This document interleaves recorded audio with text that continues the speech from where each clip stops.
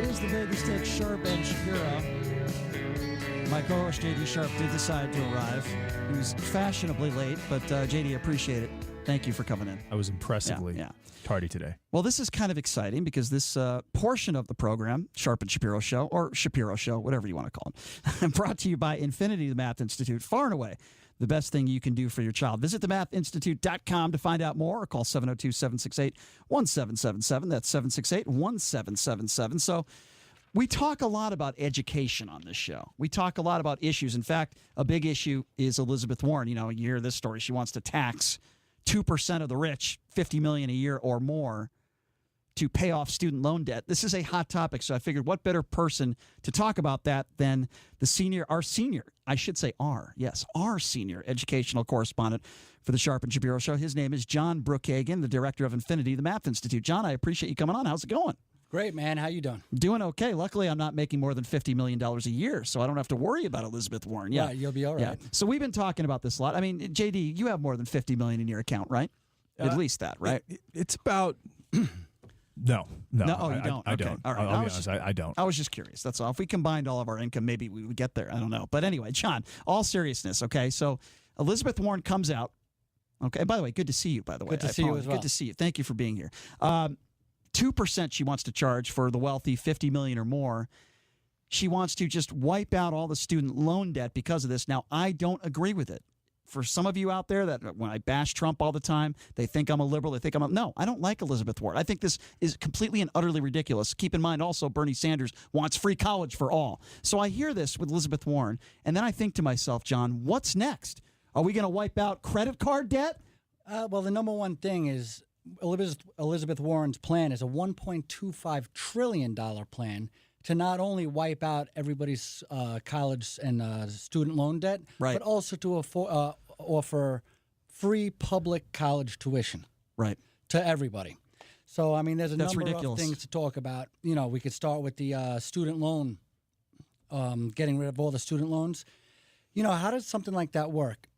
You know, do you decide? What about somebody who paid off their student loans because, you know, they thought it was the right thing to do? I got to do the right thing. Right. What about all the kids who, you know, went to school and never attended a class but borrowed the money?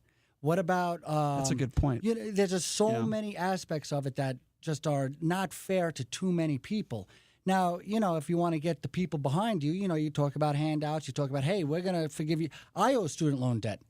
I mean, if you know, if she was to win and wipe out my student loan debt, I'm not going to be mad about that. But in the whole scheme of things, it's really not the right thing to do as an American. It's such a good point. I didn't even think about that. All the people that have taken student loans that have paid them off, it's like a slap in the face to them. I know JD is a huge Elizabeth Warren fan.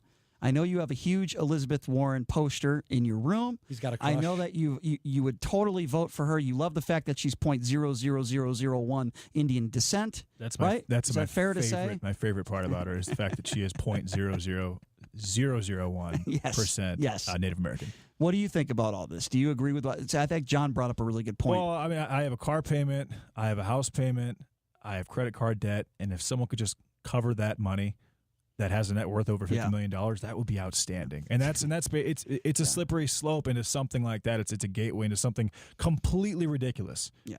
Now on the surface, does it logistically make sense? Kind of, but it would be so hard to implement, and it would lead to so many ridiculous things just because of how the laws are written. This is why Elizabeth Warren will never be elected. She has zero chance, and this is why Bernie Sanders has zero chance. Free college for all, completely and utterly ridiculous. Why don't we take a few calls on this? We are joined by John Brookhagen, director of the Infinity, the Math Institute. He is our senior educational correspondent here on the show, Educational Questions, and we're talking about Elizabeth Warren. Elizabeth Warren wants to tax 2% for people that make $50 million or more to wipe out all your student loan debt. Free handouts. Bernie Sanders wants free college for all. Let me give out the number if those of you want to. This is an additional tax after they're already paying their taxes. Correct. Right. Let me give out the number, 257-5396. Again, that number to call if you want to be a part of the program, 257-5396. Let's start with the JD. JD, thanks for calling into the Vegas Take. What's on your mind? Did we lose JD? We lost JD again. All right, 257-5396. Go to Gary. Gary, thanks for calling in. What's up, Gary? Hey, I'm a capitalist and everything, but I want instead of 7-Eleven on every corner, I want a public library with an armed guard armed officer at every other block, and I also want What does that have to do with more college education tuition?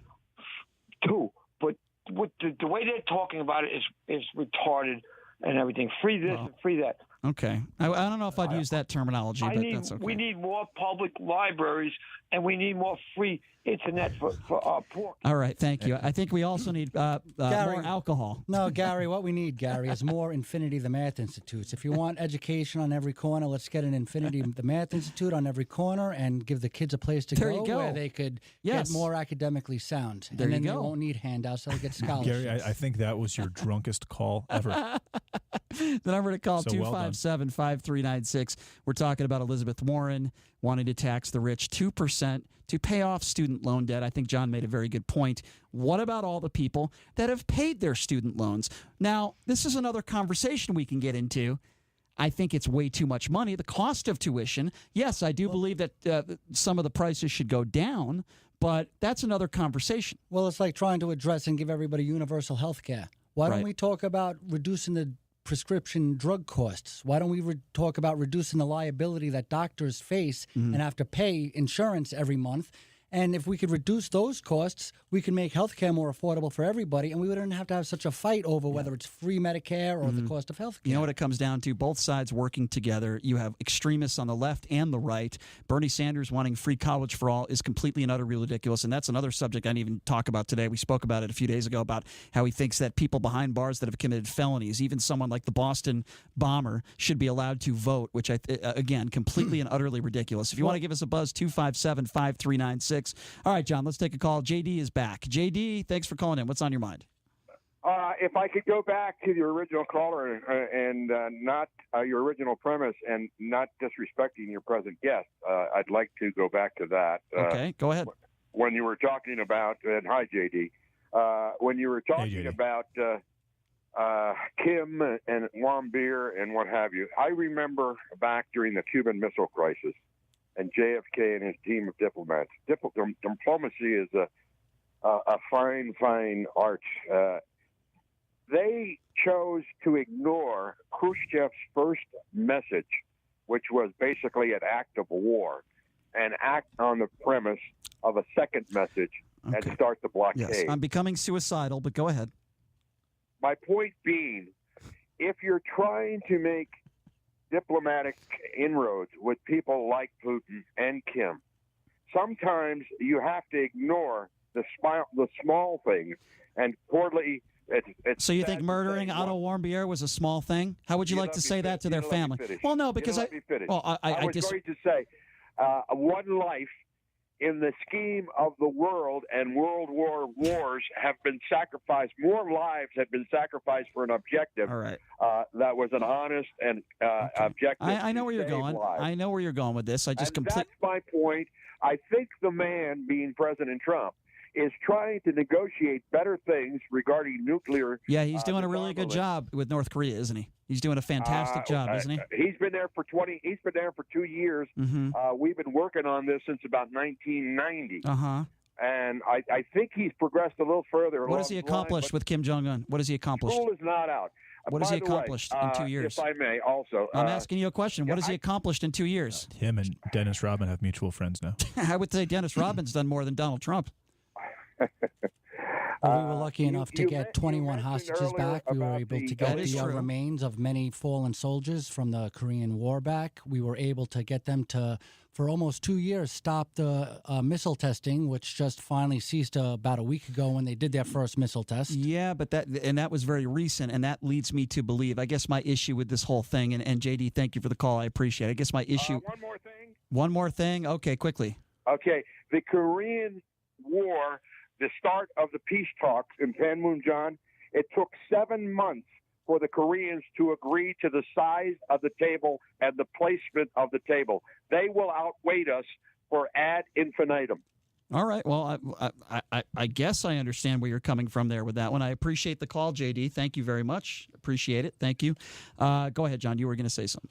Oh, no, I was just saying that, I think JD, maybe in his own special way, did have a point, though, that, Trump is trying to do what he's trying to do. And it's right. And when you're talking to a lunatic, sometimes you got to, accept the fact that he's going to bang his head against the wall or he's going to, bite his fingernails. You got to work with people that you might not see eye to eye with, whether it's Putin or Kim Jong-un, or you're even talking about somebody who's a little bit more our style, but like, say, Macron in France. Everybody and I understand comes from that, different places. And I understand that. But the point I'm trying to make is when he is asked about Otto Warmbier on a national stage and he defends Kim Jong-un, in my personal opinion, it makes him look ridiculous and weak, and it makes the country look weak. And getting a $2 million bill.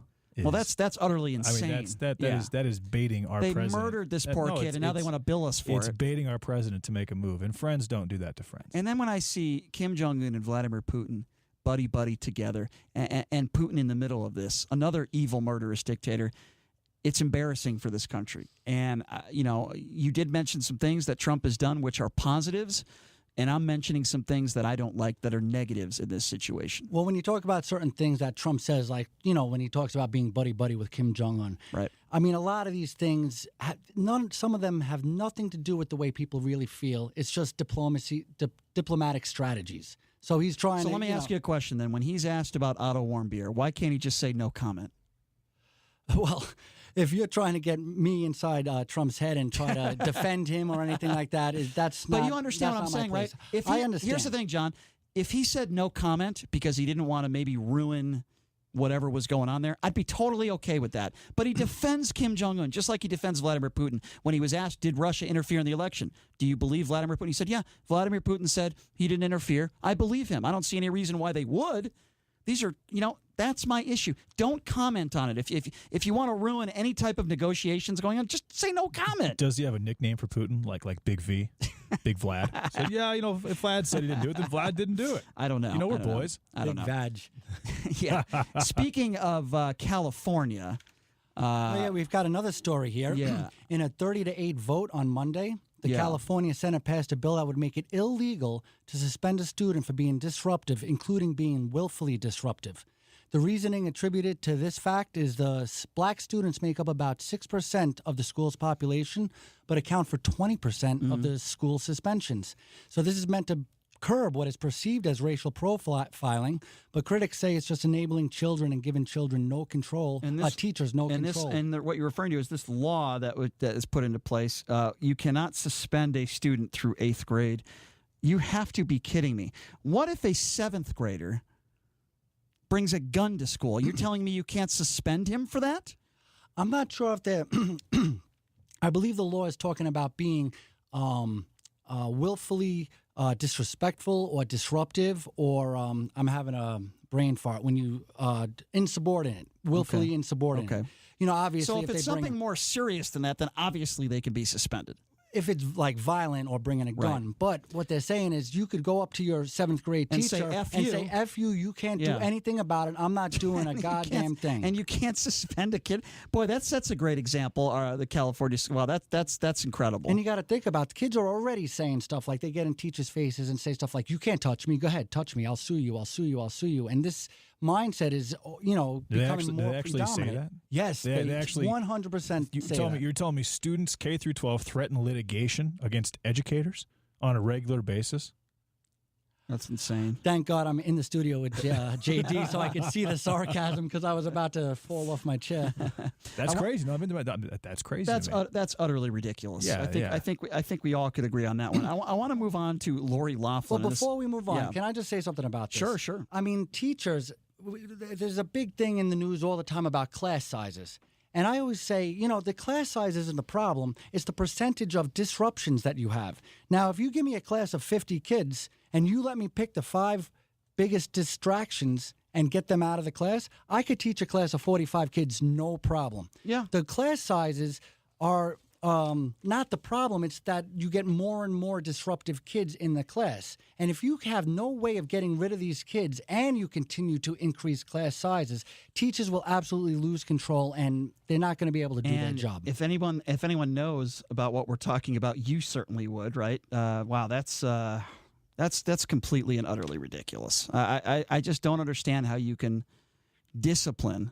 You can't discipline students, and you have a policy in place where you can swear at a student, or I'm sorry, swear at a teacher or anybody for that matter. Right. So it's basically it's like the actual reality of sticks and stones may break my bones, but I can do nothing about your words until they're 14 years old. It's utterly ridiculous. And then you're still not allowed to. That is really crazy. It's actually a law for K through 12, but K through 8, you can't do it at all. Once you're in 9th through 12th grade, if they do something really willfully, like get in your face and threaten you or curse you out, then they'll be able to be suspended. But not for regular disruptions or regular insubordination. So do teachers have to go through, like a lot of psychological training to, to prevent themselves from? Because if you have 15 or 20 kids constantly just calling you names and making threats to you, eventually something's going to take place. That's just human nature. So do they? I feel like if they want to do this, these teachers have to go through serious mental training to be able to sustain something like that, because that's not easy to handle. We're not going to have teachers anymore in 20 years. 20 years ago, kids used to say, 1 out of 10 kids would say, "Oh, when I grow up, I want to be a teacher." Nobody says that anymore. So it'll be like emotionless robots who just kind of give information to students. Well, everything's going to computers now, right? We're going to put a bunch of kids in a room with a bunch of computers and have them learn online. Talk about insanity, man. Wow, I would not want to be a substitute teacher these days, that's for sure. Oh, Number to call, 257-5396, 702-257-5396. Let's go to Larry. Larry, thanks for calling in. What's on your mind, Larry? What's up, Larry? Hey, Brian, I listen to you a lot, but you're a Trump hater. But this is what I don't understand about you. That stroke, that FBI jackoff guy that was on the being interviewed, I'm talking about stroke.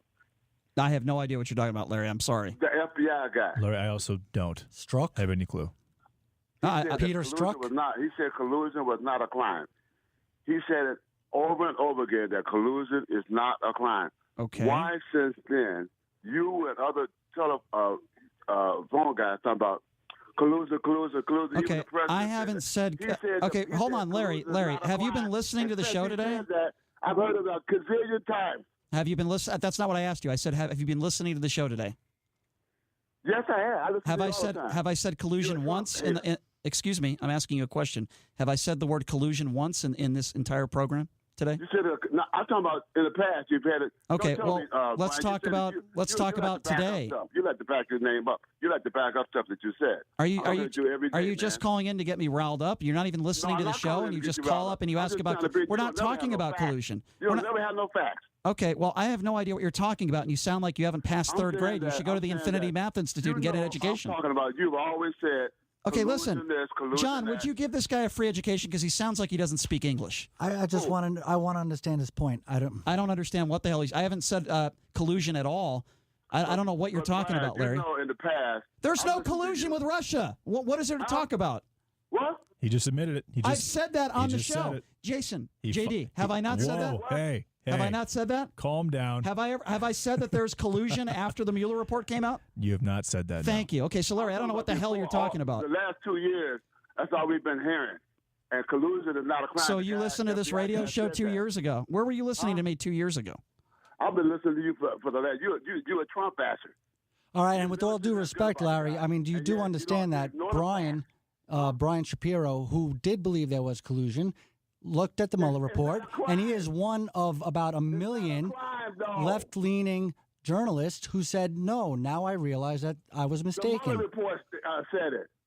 Right. So what is your point of the phone call? And Brian... The point of the phone call is you guys spew out bad information that you know you do. What information have I... Okay, hold on. Okay, let's play a game, Larry. It's called facts, okay? Larry, okay, give me one thing that I've said that's not factual. Are you going to listen, or are you going to completely... Are you going to continue to babble and sound like an idiot, or are you going to listen for once? Okay, what have I said that is not factual when it comes to this? You never said enough factual. Give me one Come on specific now. example, Come on, please. man. Who you think you're talking Give me to? one Come on now. specific example of something And that I've said that's who's not that guy that's factual. with you? Who's I'm your going to ask you man? again, or I'm going to hang up the phone. Answer the question. Go What ahead. have I said that is not factual on this show? A lot. Be specific, Come dummy. on now. Be specific, or I'm going to hang up the phone on you. I'm going to give you one more chance. All right, you're an idiot. Goodbye. You're a moron. You're a Trump hater. You're a Trump hater. You're a Trump hater. That guy needs an education, John. He does. He needs an education. The guy just calls up and he wants to say that I'm a Trump hater. I'm asking, give me one specific example of anything that I have said that is not factual. He can't do it. These are the people I have to deal with. Yeah, how John. about we get a caller on Elizabeth Warren and her free that? college? The How about guy's we not get a even call listening. on California's new Yes. law so kids can't get suspended? Yes, how about that? We're on the second half hour. We're going to talk about Lori Loughlin. Absolutely. Awesome. I would like to do that. Of course, we were talking about Elizabeth Warren with the 2% sales tax. The problem is that, yeah, there are members of the media that put out misinformation. There's no question. There's no question that happens. He also said, "You guys," plural. He's talking about you too, John. No, he was talking about me as well, and I have been nothing but supportive of the no collusion and the no obstruction. What do you teach Since students when day it comes to one. facts and making things up? Well, we talk about logic all the time, and we talk about how math is the single most important thing to becoming a lawyer or winning an argument. And you have to lay out your facts one by one, so that way you I can gave him prove an your opportunity. Point. You gave him many opportunities, him and I was 10 listening times. very intently because I wanted to take his side. If he gave me a specific example, I would have gladly have had a respectful conversation with him. But when you accuse somebody of something over and over again, and then I'm asked time and time again, I asked him, be specific. What have I said that is not factual? And he just says, you're a Trump hater. I mean, I'm sorry. That's an idiot. I'm sorry. I know you probably teach your students not to talk to people that way. That's fine. But Well, you first of all, the first thing you have to do is you have to lay out facts in a logical fashion. Second of all, you got to look at it through your opposing person's point of view. So you could A, try to understand where they're coming from, and B, present a defense. That's the only way you could actually win an argument. Exactly. It's, belligerent. even if people are disrespectful to me, I want to give them a chance to make their point. And how do you make your point? With facts. Hey, Brian, this is what you said, blah, blah, blah, blah, blah. I disagree with it. It's not factually accurate. Here's why. Okay, fine. I'll have a conversation with you. But when you just call up, oh, you're a Trump hater, or you're this, you're that. It's just you sound like a moron. I'm sorry. I'm just going to call it what it is. And every single media personality does make a mistake here and again. Absolutely. When you're able to say, hey, right there, I was erroneous, or I mischaracterized something, or my opinion was wrong. And your opinion is never wrong. It's your opinion. But even if you're a man and you could admit, hey, my opinion was wrong. I thought something was up here, and now I realize there wasn't. That's what a real man does. Of course. And you know what? People make mistakes. People make mistakes all the time. I apologize to people every day. I really feel like I do. I sound like Larry David saying that, but I do. I really do. Anyway, he's John Brookhagen, director of the Infinity, the Math Institute, our senior educational correspondent. Coming up next, I do want to talk about Lori Loughlin and the college admissions scandal. We do have some updates. It is absolutely nutty. It is a crazy story. It's not going away. Lori Loughlin could be going to jail. It's For a long time. It's very, very possible. And what do you think about cheating to get your kids into school? What do you think about that? We'll get your phone calls when we come back at 257-5396. Again, that number to call, 702-257-5396. We will take a quick break, and we will be back right after this. You're listening to The Vegas Take on the all-new 101.5 FM, 720 AM KDWN.